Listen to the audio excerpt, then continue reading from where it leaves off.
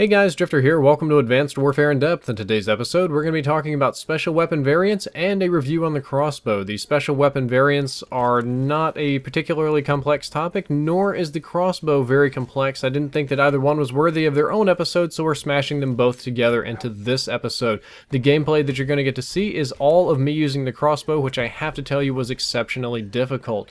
First up, let's talk about the special weapon variants. You can get special variants of the crossbow, the MDL, the heavy shield, and there's a lot of questions as to what these variants do. A lot of things on the internet. This one gets more rockets, this one has better sight, this one deals more damage, this one reloads faster, and unfortunately there is no known difference in any variant of any special weapon. Not from hand testing, not from eyeballing, not video evidence, not any of the stat guys on Dinkirsten forums. Nobody has been able to find any difference in any special weapon. There are no stat changes, there's no damage increases, no magazine, no reload, no projectile speed, no melee speed on the shield. Those are all exactly the same, and as far as we're aware, there's no intangible changes. There's been rumors that some versions of the MDL have more rockets, one version of the crossbow shoots 3 crossbows, one version of the shield has a bigger shock slam thing. It's all the same as far as we're able to tell, even in the intangibles, and as far as we can tell, or anybody, that special weapon variants are purely cosmetic. So if these variants you get if you are running out of space in your armory, if you don't use them, if you don't like them, you can chunk them. It's not a big deal. There's no special or important reason to keep them, other than the fact that some of them look cool. Now, I do like the camo and the patterns and stuff on some of the special variants. It's, you know, maybe not the most important thing, but some of them just look cool. Like the heavy shield Salvation's a big gold, you know, cool looking shield. I like that one. It looks neat, but there's no real reason to keep them. Now that that's done, let's move on to a mini in-depth on the crossbow. It's a pretty straightforward weapon, even though I don't like it very much. It has a rate of fire of 20 RPM. Oh my goodness, that is brutally slow. It takes about 3 seconds in between shots. So you shoot and you wait 3 seconds and then you can shoot again, and that's if you don't try to like sprint off or reload cancel or anything like that.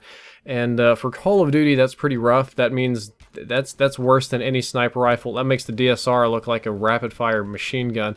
And the impact damage is 40. That's the damage of the arrow hitting your body. That's how much it does.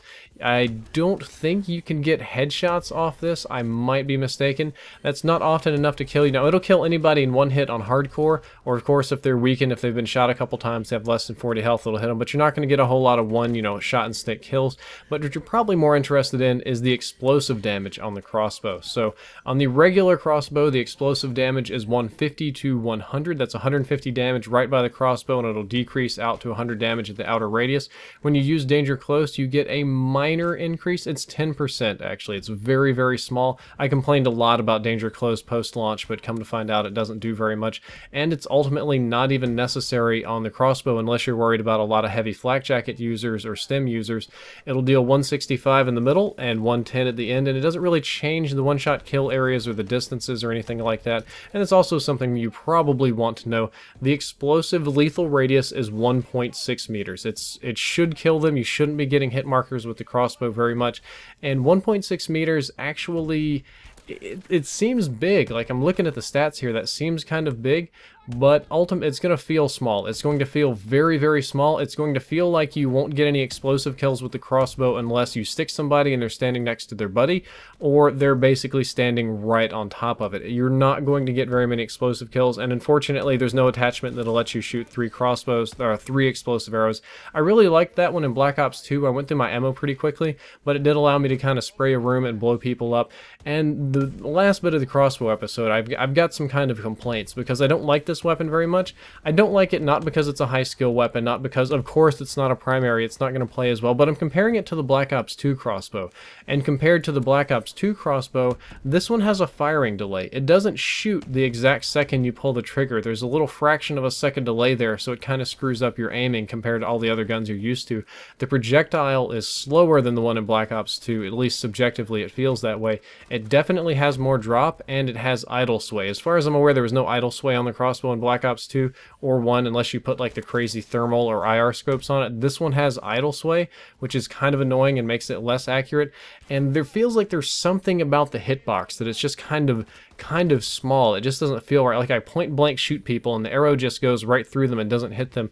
It just doesn't pop like it used to. It doesn't have that good satisfying feel to it. And I know this is in depth and we try not to put these things in here, but I just want you to take that all with a grain of salt. My personal experience with this weapon was very, very poor, and there's something I can't quite put my finger on that just makes me not want to use it or say that it's not very good, so I cannot recommend the crossbow to you, unfortunately. Now, it's great to have fun. If you want to have fun with the crossbow, go have a great time, but it's not going to get you on the MLG main stage anytime soon. That's all for this episode of In Depth. I hope that you enjoyed it and you learned something useful. If you did, don't forget to like, favorite, and subscribe. The previous episode was on the Atlas 20mm snapper, and the next episode is on the heat sink. I do hope you enjoyed that one. That one's going to get a little bit complicated. Drifter out.